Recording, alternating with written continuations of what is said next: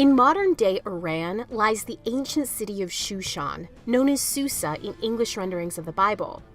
Susa is the site of the famous story of Queen Esther.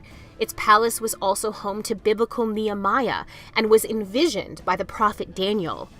Excavated for almost 100 years, the site of Susa has revealed her ruined Persian palace and royal city, showing students of the Bible that the Book of Esther must retain eyewitness reports of its function and layout.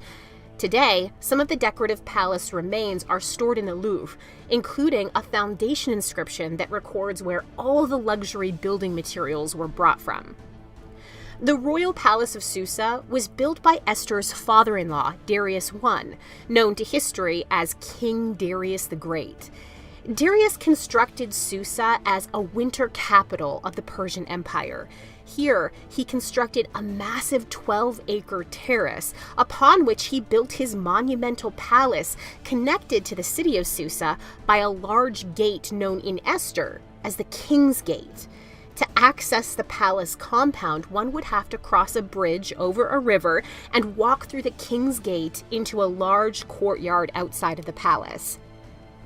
This system of the palace complex being separated from the city proper is reflected in the Book of Esther that distinguishes between the city of Susa and the citadel of Susa that should be identified as the palace complex.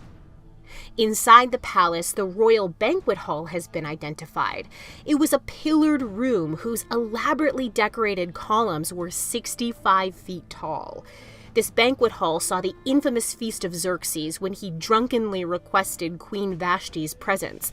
It was also a main place of Nehemiah's work as cupbearer to King Artaxerxes. The very spot of the king's throne in this banquet hall has been identified by its stone base centered between the pillars of the room.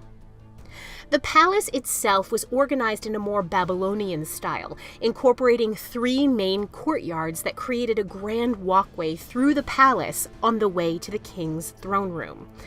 These courtyards would have been decorated with stone reliefs and glazed bricks, and they were separated by guardhouses. The Book of Esther indicates that the outer courtyard was the place that royal officials would come with their business and wait to be summoned by the king, as Haman providentially did.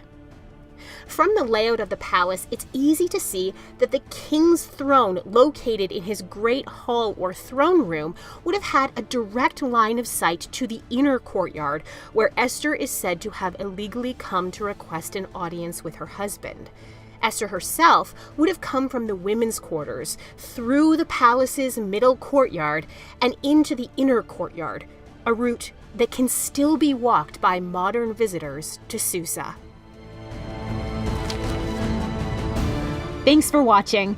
Click the playlist on screen now to watch more spotlights. And if you want to read the full article, click the link in the description.